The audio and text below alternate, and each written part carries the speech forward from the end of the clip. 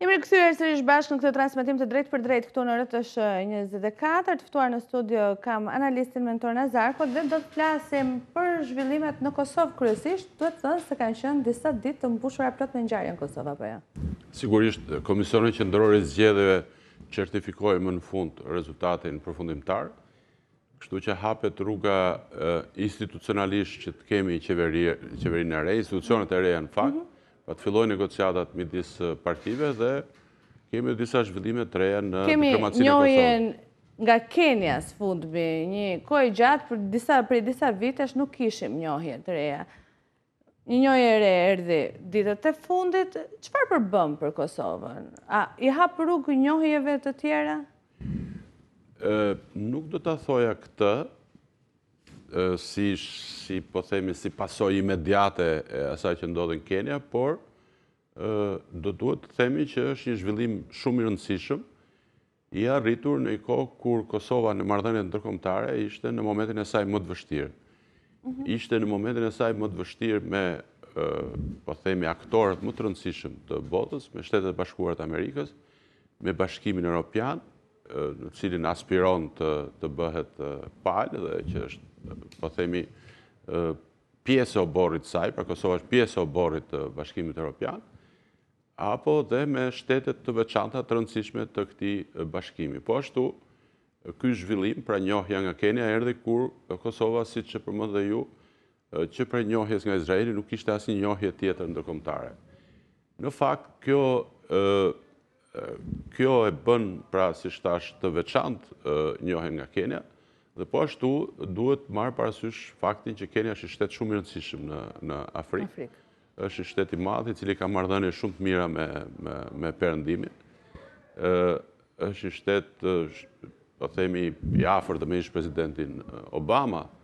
Është një shtet pra i cili në këtë kuptim ofron një njohje cilësore për Kosovën. Natyrisht, do duhet shpjeguar që në pikpamje principiale, domethënë thelbësore, Kosova frontin kryesor të angazhimit saj diplomatik e ka bisedimet me Serbinë, domethënë dialogun me Serbinë.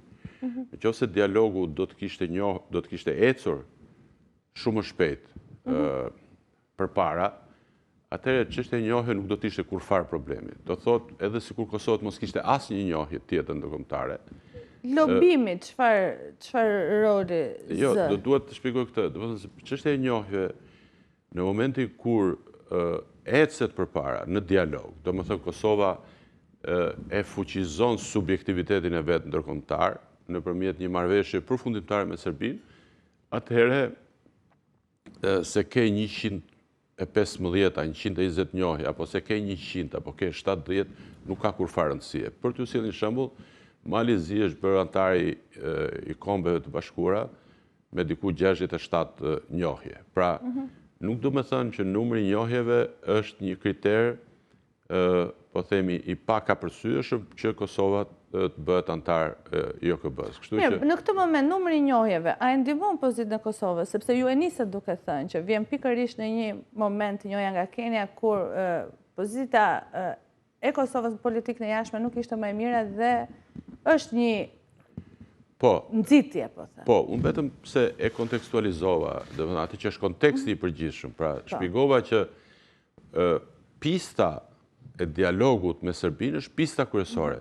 Dhe pista tjetër, apo shina tjetër, në cilën duhet të ecë diplomacia kosovare, është konsekuenciale, është pasojë e përparimit në këtë pistën tjetër. Pra nëse Kosova do të kishte ecur përpara në dialog, ose do të kishte nevojë për njohje, me përjashtim të njohjeve, po themi, të vendeve antare të Bashkimit Evropian, që nuk e njohin atë, 5 shtetet jo njohëse, ose do të kishte përparime, pra do të kishte një zinxhir njohjesh.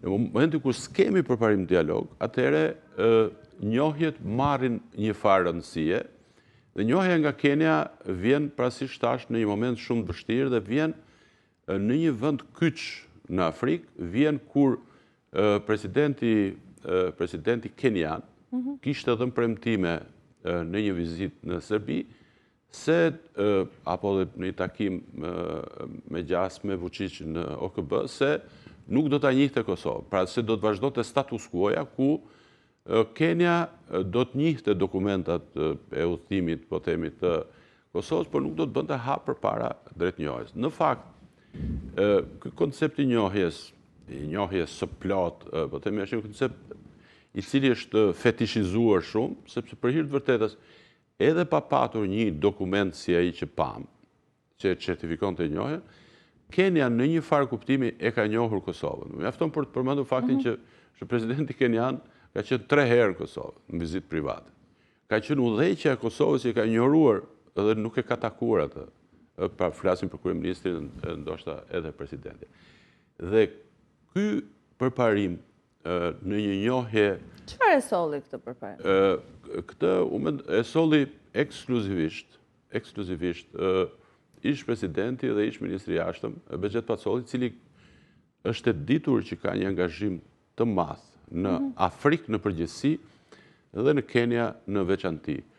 Në Kenia, me cilën e lidhin marrëdhënie ekonomike, por përpasoj e lidhin dhe marrëdhënie personale me presidentin kenian. Dhe njohja nga Kenia për hir të vërtetës, siç e thash, e ndodhur pas 4 vjetësh, e ndodhur që vjen prej shtetit të rëndësishëm afrikan, shteti i cili konsiderohet nga shtet më të zhvilluar të Afrikës, edhe pikpamje të standardit demokratik, edhe nga këndvështrimet të tjera, e arritur me një tekst të tillë, nëse do më lejoni do ta elaboroj pak çështjen e tekstit, e arritur kur Serbia ishte fokusuar që ta pengonte atë, kishte marrë një premtim paraprak se nuk do të kishte përparim drejtnjohjes. Kur madje Vučići dërgoi bashkëshorten e tij për ta penguar njohjen.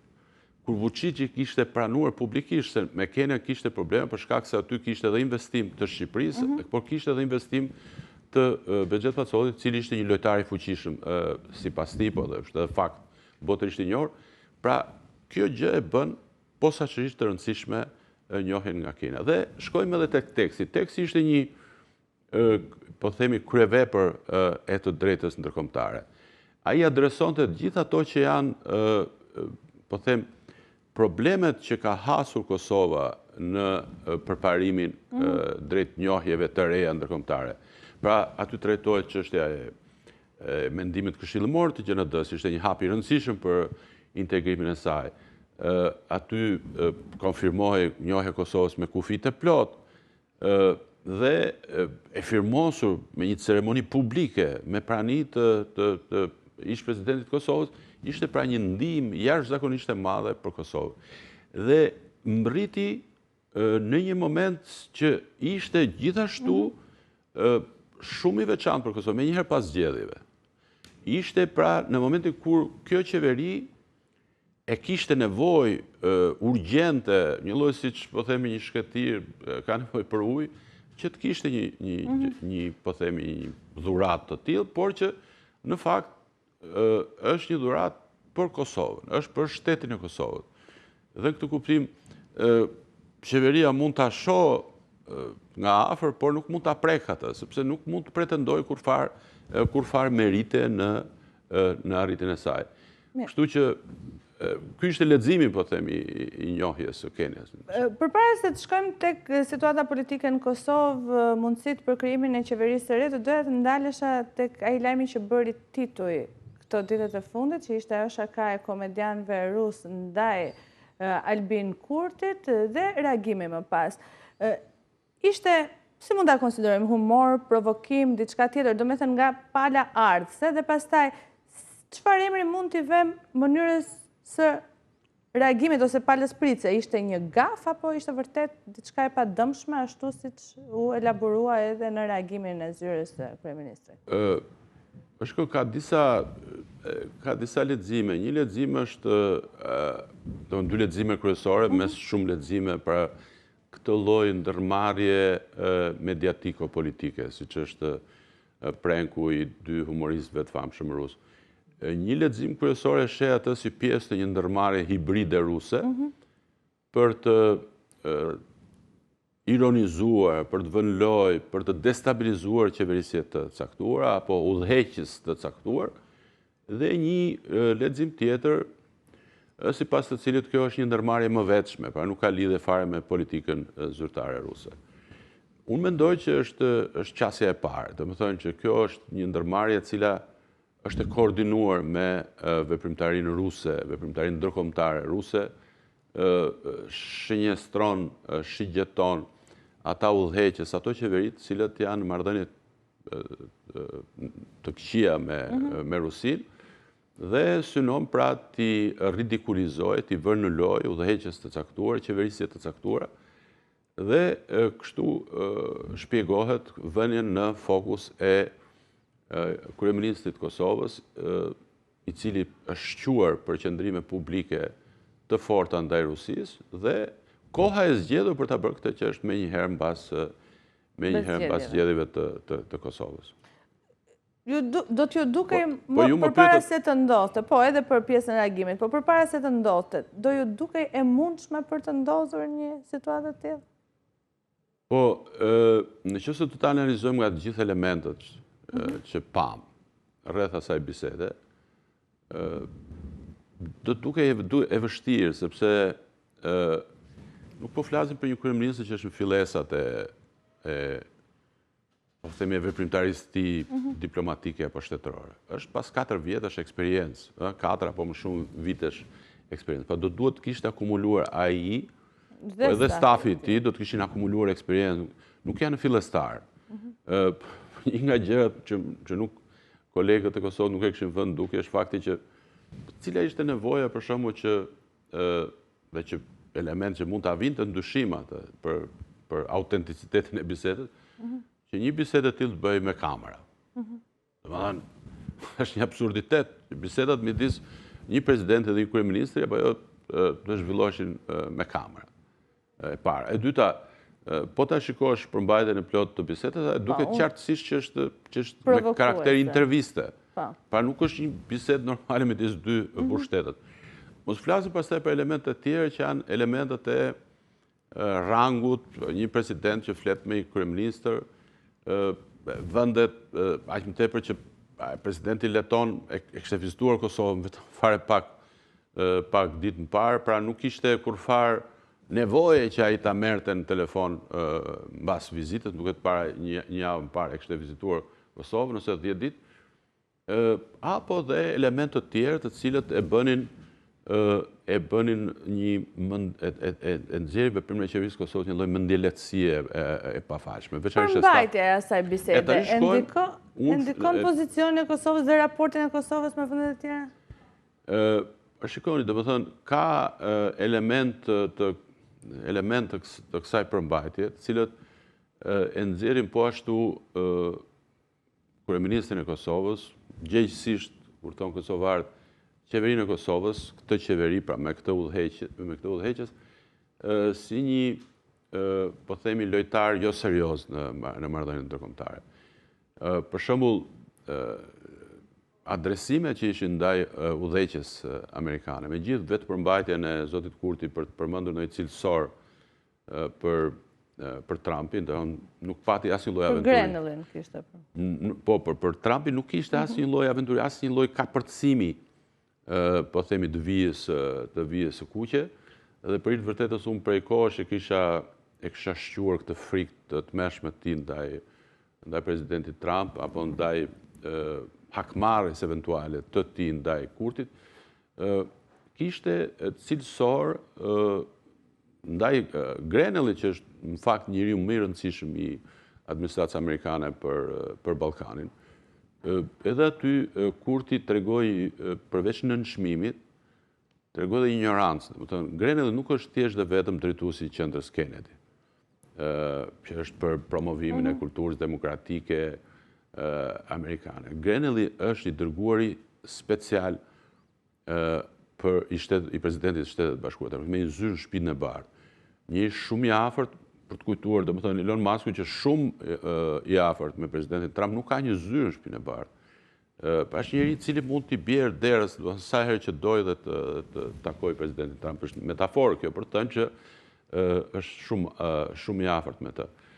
Njëri i cili në lidhje me Ballkanin, sa kohë që nuk janë mbushur me njerëz rolet në Departamentin e Shtetit që do të merren me Ballkanin, dhe sa kohë që ka këtë prehistori marrëdhënies me Ballkanin, përfshirje në një negociat me Serbinë siç ishte vitet 2020, njeri i cili është bërë, pse e quhet të rëndësishëm për Ballkanin, sepse ai ka mbajtur qëndrime të fundit për Ballkanin. Nuk ka qëndrime publike administrata Trump përveç ato të Grenit rreth Ballkanit.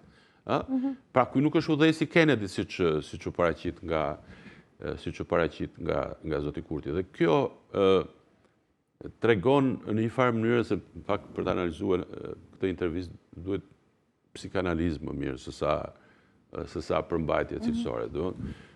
Ka delir, ka sens i realizmit thellë, domethënë në kuptimin e marrëdhënieve ndërkombëtare, në kuptimin e pozicës ndërkombëtare të Kosovës, në kuptimin e lojtarëve ndërkombëtar, të rolit presidentëve apo të burgshtetasve. Pra është një miks lëshimesh në cilësinë e kryerjes së detyrës nga një udhëheqës i cili siç thash nuk është më fillestar, nuk është një revolucionar i cili ka zhveshur atë veshjen, po themi, e revolucionit dhe ka me xhakete me kravatë po bën kryeministish. Mbas 4 vjetësh. Për ta nisur tek ajo pyetja që ju bëra në fillim edhe ju ndërpreva, unë nuk ju lash mundësinë që të përgjigj, domethënë më shumë duket si një gaf sesa si një incident i padëmshëm në këndvështrimin tuaj. Po, domethënë ka disa lexime, disa thonë që po shkon nuk është problem edhe mund të binte në Grac.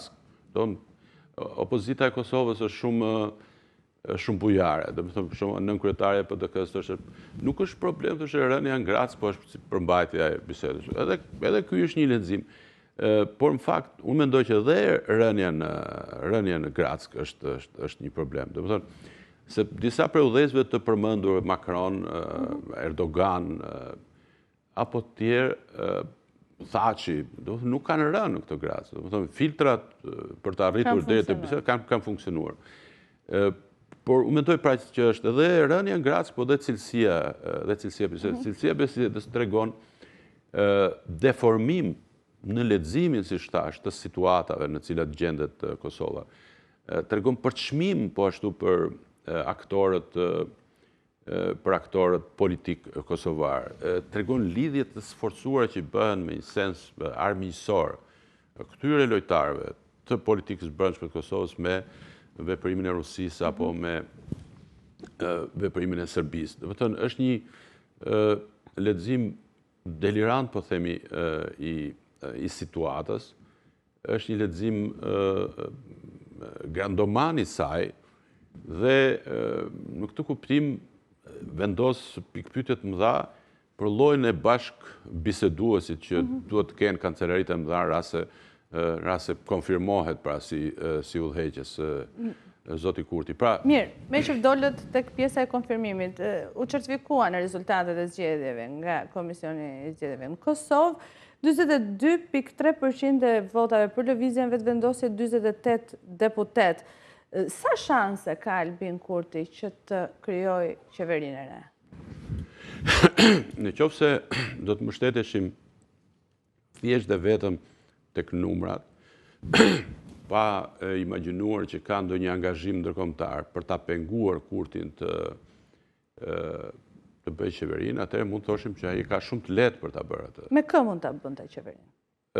Por siç thash, në pikpamje të numrave, ai mund ta bëjë me secilën prej palëve, mund ta bëjë me po flas për disa përkëmbime. Jo, e kam edhe në kuptimin që cila palë mund të ishte më e gatshme. Po pra, nëse e njihni, domethënë, konfigurimin e parlamentit të Kosovës, domethënë ka 10 deputet cilët janë nga partitë jo shqiptare, jo serbe, 10 deputet tjerë janë serb, dhe pastaj 100 tjerë janë nga partitë shqiptare. Ai mund ta bëjë nga një koalicion, po themi, me një pjesë të grupit të AKNISMA, që ka shprehur interes dhe partia e zotit Limaj, cila ka 3 deputet, plus partitë pro-serbe, partitë jo serbe, jo shqiptare, mund të bëj pra edhe shkojnë 61 deputet. Do ishte një shumicë e brisht, për hir të vërtetës Zoti Kurti ka qeverisur veçanërisht 2 vjet e fundit pothuajse pa shumicë, pra kishte vështirësi për të miratuar ligjet, për të miratuar dhe buxhetin, që është momenti më i rëndësishëm në jetën e një qeverie, por aman pikpamje numerike dhe mund të arrinte, ashtu siç mund të ketë dhe përkëmbime të tjera. Po skenari që opozita të bashkohet në një front vetëm dhe të krijojë qeverinë, ajo duket i mundshëm? Do t'ja thoja këtë, por do t'i përgjigjem këtë, po ndoshta më parë ja vlen që të përmendim një skenar tjetër që po ndiqet nga ana e vetëvendosjes. Kosova pritet të ketë zgjedhje lokale dhe kështu që duket sikur vetëvendosja po synon të mbaj një situatë si kjo të papërcaktuar, pra me negociata që parashikohen sipas termeve kushtet me ankimime për rezultatin zgjedhor, siç u pa, ku rezultat nuk u konfirmuan nga 2 përfaqësuesit e vetëvendosjes në KQZ, një krizë në krijimin e qeverisë apo një vazhdim i status quo, e cila do të rriste, po themi, aftësinë e vetëvendosjes për të hyrë në pazare për zgjedhjet lokale, ku si rregull në Kosovë partitë bashkëpunojnë të gjitha me të gjithë dhe të gjithë kundër të gjithëve. Domethënë, vetëvendosja mund të bënte pazare lokale edhe me PDK-n, edhe me LDK-n, edhe me serbët, dhe në momentin kur hyn në pazare lokale, atëherë ke më të lehtë që të hysh në një pazar në nivel shtetëror. Këto janë të gjitha arsyetime të zhvilluara sikur, po në fakt sikurët nuk janë shumë realistë, sikur të mos kishte angazhim ndërkombëtar kundër qeverisë Kurti. Unë mendoj që duhet ketë një angazhim të tillë, pavarësisht se ai nuk duket. Albin Kurti sot është më i fortë apo më i izoluar politikisht? Po është i izoluar ndërkombëtarisht, pikë së pari, që është më e rëndësishme. Dhe për një shtet si Kosova, siç e tregoi dhe njohja nga Kenia, gëzimi i madh që e karakterizoi këtë, pranimi ndërkombëtar është jetik, është si ujë, domethënë pa ujë organizëm individual apo shtetëror, domethënë nuk mund të ekzistojë, pra pa pranimin ndërkombëtar. Dhe Kosova për vërtet nuk e ka këtë. E ka, kur të flas Kosova, referojmë qeverisë, presidenti ja ka, po themi, e çan këtë izolim ndërkombëtar nëpërmjet faktit që Perëndimi megjithatë ka lënë një derë të hapur për Kosovën nëpërmjet presidentes, ajo ka agjendën e vet institucionale, pranohet në zyra të rëndësishme, pranohet në shumë shtete, pranohet në aktivitete shumë palshe me prestigj të lartë. Pra, ajo e çan sadokudo këtë lloj bllokade ndërkombëtare në cilën është Kosova dhe kurse qeveria, përkatësisht zoti Kurti është totalisht izoluar. Mund të ketë hapësirë për të lëvizur, po themi, drejt Kroacisë, drejt Turqisë, drejt Shqipërisë, por nuk ka frymëmarrje, nuk ka hapësirë për Jemi në limitet kohës dhe do doja të konsumoj shumë shpejt 2 pyetje. Një, si e shihni të ardhmen e dialogut në këtë fazë që jemi tani? Kosova ka paqartësitë e veta në prag të formimit të qeverisë. Nga ana tjetër, protestat në Serbi dhe atje klima politike jo shumë e qetë. Sa të mundshme e shihni futjen e dialogut në rrjedhë normale, po them? Po, unë mendoj që është shumë vështirë që dialogu të rikthehet në gjendje normale, për shkak se pa angazhimin amerikan, qoftë në atë formatin e dikushëm të administratës demokrate në mbështetje të BE-s, ky dialog nuk mund të ecë, pra nuk mund të prodhojë rezultate. Po shihen shenja se administrata e re e Bashkimit Evropian, pra komisionerët e rinj, natyrisht von der Leyen është e njëjta, e kanë fokus. Është emëruar një negociator i ri, Sorensen, i cili po lëviz në për rajon, por unë dyshoj që do të ketë rezultate shumë shpejt, aq më tepër që si thash, në momentin kur nuk krijohet qeveria e Kosovës, udhëheqësi i Kosovës, i qeverisë, nuk ka autoritet për të. Mirë, dhe një pyetje. Vučići nga ana tjetër është një krizë në cilën ai i ruhet si djalli nga Temjani, mundësisë që të shihet në Bruksel për të dialoguar me Kosovën. Dhe për ta plotësuar, ajo që ndodhi me Kenjen, ishte një goditje fort për Vučićin, se ndodhi fiks kur Vučići kishte nevojë për tregu fuqinë marrëdhënien ndërkombëtare dhe vizavi Kosovës për shkak të protesta. Pra ishte goditje e fortë që erdhi kur ai është në pikën më dobët të fuqisë vetë brendshme. Zotin Nazarko, ju falenderoj për gjithë këndvështrimin që ndat këtu në Rreth 24.